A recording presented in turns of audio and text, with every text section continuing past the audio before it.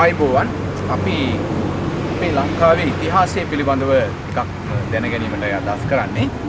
විශේෂයෙන්ම අපි දන්නවා ලංකාවේ රජ පෙළපත් පැවතෙන්නේ ගොඩාක් දුරට වේලි කලාපයේ ආශ්‍රිතව. ඒ වේලි කලාපයෙන් කුඹුරු වගාව එහෙමත් නැත්නම් ගොවිතැන මුල් කරගත් ආර්ථිකයත් එක්ක ජනාකීර්ණ ප්‍රදේශ බවට පත් වෙලා තිබුණේ මුල් කාලේ පොළොන්නරුව සහ අනුරාධපුර වගේ ප්‍රදේශ. නමුත් ක්‍රමක්‍රමයෙන් සතුරු ආක්‍රමණත් එක්ක ලංකාවේ රාජ්‍ය ආරක්ෂිත ස්ථානයක් වශයෙන් රැකී තිබුණ කඳුකරයට පැමිණෙනවා. මේ කඳුකරයට පැමිණීමත් එක්කම කඳුකරේ යම් පමණකට ජනාකීර්ණ භාවයට පත් වෙනවා. හැබැයි එනමුත් මේ රජවරු සහ අපේ මුතුන් මිත්තෝ ප්‍රවේශම් වෙනවා මේ ජලපෝෂක ප්‍රදේශ පුළුවන් තාක් දුරට ආරක්ෂා වෙන ආකාරයට තමන්ගේ ජනාවාස ගොඩනගා ගන්න. ඒ නිසාම බොහෝ විට කඳුකරයක පාමුල තමයි වැව දාගැබ සහ කෙත්යාය සකස් කරගෙන කටයුතු කළේ. මේ පවත්වාගෙන යන ක්‍රමය විශේෂයෙන්ම බටහිර ආක්‍රමණත් එක්ක වෙනසකටපත් වෙනවා. මේ වෙනසටපත් වෙන්නේ බටහිර ආක්‍රමණත් එක්කම සිද්ධ වෙන්නේ බටහිර ජාතීන්ගේ මූලික අවශ්‍යතාවය වෙන්නේ තමන්ගේ ආර්ථිකය සංවර්ධනය කරගන්න. එහෙමත් නැත්නම් ආර්ථික දියුණුව. ඒ නිසාම වෙළඳ භෝග ලංකාවට හඳුන්වා දෙනවා. මේ වෙළඳ භෝග හඳුන්වා දීමේ පළවෙනි අවස්ථාව වෙන්නේ 1833 කෝපි වගාව. මෙන්න මේ කෝපි වගාවත් එක්ක බොහෝ කඳු ප්‍රදේශ අපේ යම් හානියකටපත් වෙනවා. මේ කඳු ප්‍රදේශ හානියටපත් වෙන්නේ කොයි ආකාරයෙන්ද කියනවනම් විශාල වශයෙන් මේ ආර්ථිකයට අවශ්‍ය කරන කෝපි වගාව නිසා ඉඩම් පරිහරණය පටන් ගන්නවා. නමුත් කෝපි වගාවට එන මේ රෝග නිසා ඒ කෝපි වගාව එන දිලීර සහ නොයෙකුත් රෝග නිසා කෝපි වගාව අත්හැරෙනවා. මේ අත්හැරීමත් එක්ක මුඩුබිම් බවට පත් වෙනවා. දැනටත් මේ මුඩුබිම් ඒ ආකාරයෙන්ම පවතින බව අපිට පේන්න තියෙනවා. ඊළඟට තේ වගාව 1863 වෙනකොට ඉංග්‍රීසි ජාතීන් තේ වගාව ආරම්භ කරනවා. මේ මහා පරිමාණ තේ වගාව නිසා කඳුකරය තමයි විනාශයටපත් වෙන්නේ. මේ තත්වයේ තුල තමයි අපේ රටේ ජලපෝෂක ප්‍රදේශ එමත් නැත්නම් වනගහණය අඩු වෙලා ජනගහණය කඳුකර ප්‍රදේශයේ වැඩි වෙනවා.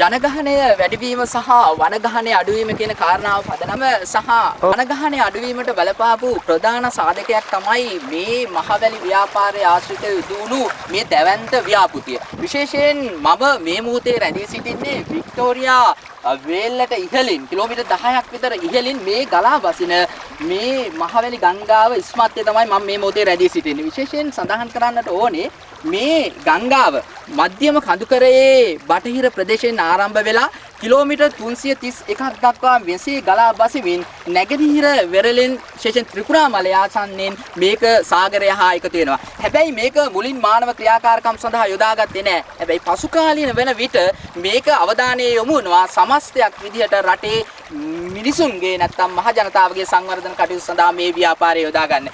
ඒ අනුව මූලිකම පදනම බවට පත් උනේ කෘෂිකර්මාන්තය සඳහා අවශ්‍ය කරන ජල පහසුව මේ ආශ්‍රයෙන් ඒක රාශී කරගෙන වියලි කලාපීය ප්‍රදේශවලට ජලය සම්පාදනය කරන්න. විශේෂයෙන් තෙත් කලාපය ගත්තන් පස්සේ තෙත් කලාපයේ පුරාවටම වසරේ වර්ෂාව ලැබුණත් වියලි කලාපයට එසේ වර්ෂාව ලැබුණේ නැහැ. ඒ නිසා අවශ්‍යතාවයක් තිබුණා තෙත් කලාපයේ ස්ථීර බෝල වගා කරා. හැබැයි වියලි කලාපයේ වැඩිපුර ගොවිබිම් ස්ථාපිත වෙලා තිබුණා. ඒ නිසා මෙහි ඒක රාශී කර ගන්නා වූ ජලය වියලි කලාපයේ දක්වා මේ ආකාරයෙන් රැගෙන යන්න මේ ගංගා ද්‍රෝණිය සමත් වෙලා තිබෙනවා. හැබැයි කෘෂිකර්මාන්තයේ ඉලක්ක කරගනිමින් ආරම්භ කරනට යෙදුන ඒ පළවෙනි ව්‍යාපෘතිය ලෙස අපිට පොල්ගොල්ල සහ බෝතැන්න ජලාශය හඳුන්වන්නට පුළුවන්. විශේෂයෙන් පොල්ගොල්ලේ ජල විදුලිය උත්පාදනය සිදු නොවුනත් එහි ඒකරාශී වන ජලය උම්මගක් හරහා සුදු ගඟට ගොස් උපුලල හරහා නැවත බෝතැන්නට අරන් යන්නට සැලසුම් සකස් වෙලා තිබෙනවා. හැබැයි ඊට අමතරව මේ ජලාශය උපයෝගී කර ගනිමින් විශේෂයෙන් මේ දැවැන්ත මහවැලි සංවර්ධන ව්‍යාපාරය ආරම්භ වෙනවා ජල විදුලිය උත්පාදනය කර ගැනීමේ අරමුණ ඇතුව. ඒ අනුව 1970 දශකයේ පොල්ගොල්ල ආරම්භ වීමත් සමග 77 කඩිනම් මහවැලි යෝජනා ක්‍රමයේ තුලින් ඉදිවුණු මේ විශේෂ වික්ටෝරියා ජලාශය රන්දෙල්ලිගෙන රන් ටැබේ මේ ආකාරයෙන් සහ ඉහළ කොත්වලේ මේ ජලාශ පදනම් කරගෙන ජාතික ජල ව්‍යාපෘතියට නැත්නම් විදුලි පද්ධතියට මෙගාවෝට් 671ක ධාරිතාවක් ඒක රාශී කරගන්නට මේ ව්‍යාපෘතිය තුලින් අපිට හැකියාව ලැබුණා. මහවැලි යෝජනා ක්‍රමය ආරම්භ කිරීමේ ආරම්භ කරන ලැබුවේ ලංකාවේ දැවෙන ප්‍රශ්න කීපයකට විසඳුම් සොයා ගැනීම සඳහා. ඉන් එකක් තමයි ජල විදුලි උත්පාදනය. ඒ වගේම කෘෂිකර්මාන්තය සඳහා ජලය ක්‍රැස් කර ගැනීම. ජල පෝෂක ප්‍රදේශයේ එතනම් ඒ වගේම ජලාශ ආශ්‍රිත ප්‍රදේශවල මත්ස්‍ය වගාව. මහවැලි යෝජනා ක්‍රමය ආරම්භ කිරීමේ මූලික අභිප්‍රායන් පහක් ගැන අපි කතා කරලා එකක් තමයි ජල විදුලි උත්පාදනය. ඒ වගේම කෘෂිකර්මාන්තය සඳහා අවශ්‍ය ජලය ක්‍රැස් කර තබා ගැනීම. ඊළඟට එම ජලාශ ආශ්‍රිතව නිර්දීය මත්ස්‍ය කර්මාන්තයේ වර්ධනයක්. ඒ වගේම ඒ ජලාශය ආශ්‍රිත ගම්මානවල ජල අවශ්‍යතාවය සම්පූර්ණ කිරීම. මේ වගේ මූලික අවශ්‍යතා කීපයක් එවතන් රටේ දැවෙන ප්‍රශ්න කීපයකට විසඳුම් සෙව්වත් අද වෙනකොට ඒ විසඳුම් වල තත්වය එහෙම නැත්නම් එම ගැටලු වලට අපි සෙවපු විසඳුම් අවසානයේදී පාරිසරික ගැටලු සමාජ ගැටලු ආර්ථික ගැටලු බවට පත් වෙලා තියෙනවා. උදාහරණයක් තමයි මේ බිම. මේ මම ඉන්නේ මේ වික්ටෝරියා ජලාශය ආශ්‍රිතව ජල පෝෂක ප්‍රදේශයක. මේක සංරක්ෂිත ප්‍රදේශයක්. රජය විසින් අනුමත කරන ලද රක්ෂිතයක්. නමුත් මේ රක්ෂිතය අද කොතරම් අනාරක්ෂිතද? දහකොළටවත් අවට පරිසරයට සතා සිව්පාවටවත් මේ රක්ෂිතයක් නෙවෙයි. බලන්න මේ පොළොව දිහා. මෙය බෑවුම් සහිත පොළොවක්. මේ ඊටමත් අවිධිමත් ආකාරයේ හෙල්මැලි ක්‍රමයට මේ වගා කරාට මේවා වැසි සමයේදී මෙම පස්තට්ටු පෝෂදායී පස්තට්ටු ජලය සමග ගසාගෙන ගොස් ගංගා ඇලදොල ඔස්සේ නැවතත් අර ජලාශයම තමයි එකතු වෙන්නේ. එතකොට පතේ තියෙන සාරවත් බව ඒ වගේම ජලාශවල රොන් මඩ එක්රැසීම අද විශාල ගැටලුවක් බවට පත් වෙලා තියෙනවා. වික්ටෝරියා ජලාශයට කෙසේ වුවත් අනිත් ජලාශවල ජල ධාරිතාවයට ඒ වගේම විදුලි නිෂ්පාදනයට මෙම පස් ගොඩවීම රොන් මඩ ගොඩවීම හේතුවක් වෙලා තියෙනවා. අනිත් එක තමයි මේ ප්‍රදේශයේ තියෙන උෂ්ණත්වය.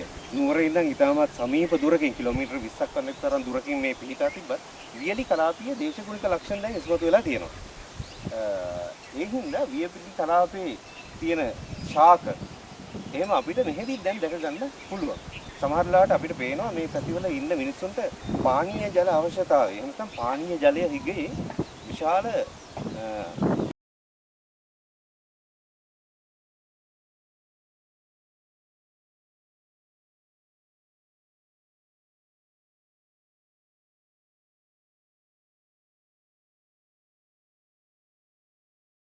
දැන් මේ ඉන්නේ වික්ටෝරියා ජලාශයට මුහුණ වෙලා අපි දැන් දුක ප්‍රශ්න වලට අපි කොමක් හරි විසඳුමකට යන්න වෙනවා. ඒ විසඳුම් අපිට මෙන්න මේ විදිහට යෝජනා කරන්න පුළුවන්. මම හිතන්නේ අපිට ඒවා කෙටි කාලිනව වගේම දීර්ඝ කාලින විසඳුම් වලට යන්න පුළුවන් වෙනවා. විශේෂයෙන්ම ගත්තොත් මේ මානව ක්‍රියාකාරකම තමයි මේ ජලාශය පිළිපදින කරගන්න. මානව ක්‍රියාකාරකම මේ සඳහා හේතු වෙලා තියෙනවා. විශේෂයෙන්ම මේ ජලාශවල රොන් මඩ තැන්පත් වීම සහ ඊළ ප්‍රදේශවල පාංචු කාදනය වෙලා තැන්පත් වෙලා මේ අවශ්‍ය සංවර්ධනය කරා ළඟා නොගෙමීට මේ මානව ක්‍රියාකාරකම හේතු වෙලා තියෙනවා. විශේෂයෙන්ම ඒ හින්දා මේ ජලාශ උඩ වෙන්න පටන් ගන්න තියෙනවා. මේ හින්දා අපි මෙන්න මේ වගේ විසඳුම් පෙළකට ගියොත් හොඳයි කියලා හිතනවා. හැබැයි ඒ සඳහා කිසියම් ශක්්‍යතා වාර්තාවක් අපිට අවශ්‍ය වෙනවා. ඒ ශක්්‍ය වාර්තාවෙන් පස්සේ අපිට කරන්න පුළුවන් ඉහළ වැඩි වශයෙන්ම ඔය වගා කිරීමට ගත්ත ප්‍රදේශවල වනාන්තර ප්‍රදේශ එලි නොකර නැවත ආරක්ෂක සහිත ප්‍රදේශ බවට පත් කරන්න පුළුවන්. එහෙම නැත්නම් අපිට පුළුවන් මේ ප්‍රදේශවල නැවත වන වගා ව්‍යාපෘති දියත් කරන්න. එහෙම නැත්නම් අපිට පුළුවන් විශේෂයෙන්ම සුදුසු වගා ක්‍රමය හඳුන්වා දෙන්න අවිධිමත් ඉදිකිරීම නතර කරන්න මේ සීඝ්‍රයෙන් පැතිරලා යන අවිධිමත් ජනපදකරණය අවම කරන්න සහ ඒවට නෛතික ඒ වගේම රාජ්‍ය ප්‍රතිපත්ති මේ දේවල් එකතු කරලා අපිට පුළුවන් මේ පාංශුකාදේ වළක්වා ගැනීම සඳහා කිසියම් වූ වැඩසටහන් දියත් කරන්න. ඒ වගේම තමයි මේ පාංශුකාදනය වඩා දුරින් වළක්වා ගන්න නම් අපේ තිබිලා තියෙන පැරණි හෝම් ගාන් සිස්ටම් කියලා කැන්ඩි හෝම් ගාන් සිස්ටම් කියලා ක්‍රමවේදයක්.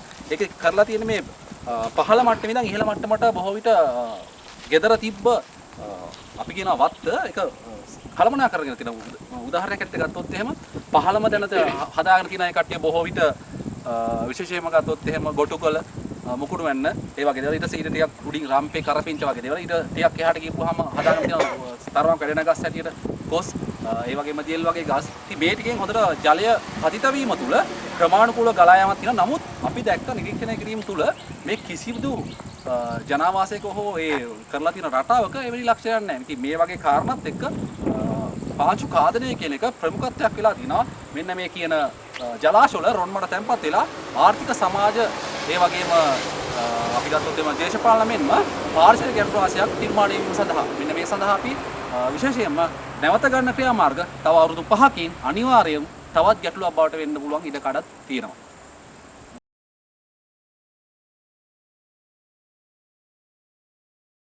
අද අපි කතා බහට ලක් කරවේ වර්තමානයේ ලංකාවේ දැවෙන ප්‍රශ්නයක් වන පාංශු කාදනය. එහෙම නැත්නම් මේ පස සෝදා යාම පිළිබඳව.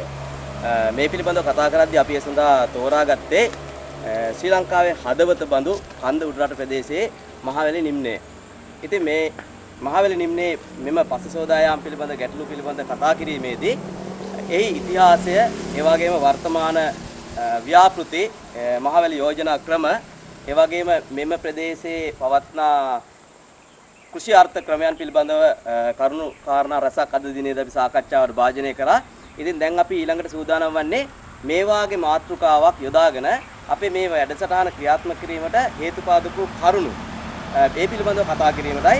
ඒ වෙනුවෙන් මම අපේ මේ වැඩසටහනේ නිර්මාතෘවරයා එහෙම නැත්නම් මේ සංකල්පයට මූලික වෙච්ච අපේ චමිදු සොයුරට ආරාධනා කරනවා මේ පිළිබඳව ඔබ සියලු දෙනා දැනුවත් කරන ලෙස. ඕනිලන්ත අපි දැන් ඔන්න ගිය මෙතන පටන් ගත්ත තැනටම අපි ආපහු ආවා. ඇත්තටම එහෙම නෙමෙයි වෙන්න ඕනේ නේද? අපි පටන් ගත්ත තැනටම නෙමෙයි එන්න ඕනේ. අපි ටිකක් ඉස්සරහට යන්න ඕනේ. ඉතින් මේ අදහස දැන් අපි උදේ ඉඳලා මේ කරපු වැඩසටහනේ මූල බීජය හම්බෙච්ච විදිය ගැන මම පොඩ්ඩක් කියන්නම්. මහවැලි රජමාවතේ නිතර උදේ හවා ගමන් කරන කෙනෙක් විදිහට මම දැක්ක මේ හැම වෙලාවෙම මේ පාරිසරික හානිය දැක්කා. ඇත්තටම විශේෂයෙන් මේ කඳු මුදුන් වල වගා කිරීම මේකට ඇත්තටම අපි විකල්පයක් හොයන්න ඕනේ. හේතුව තමයි මේ කඳු මුදුන් වල වගා කරාට අපි ඒගොල්ලෝ සමහරලාට දුප්පත්කම නිසා නැත්තම් ආදායමක් ලබන්න ඕන නිසා තමයි කරන්නේ. නමුත් ඒකින් වෙන ජාතික විදුලි බල පද්ධතියට ඇවිල්ලා තියෙන ප්‍රශ්නය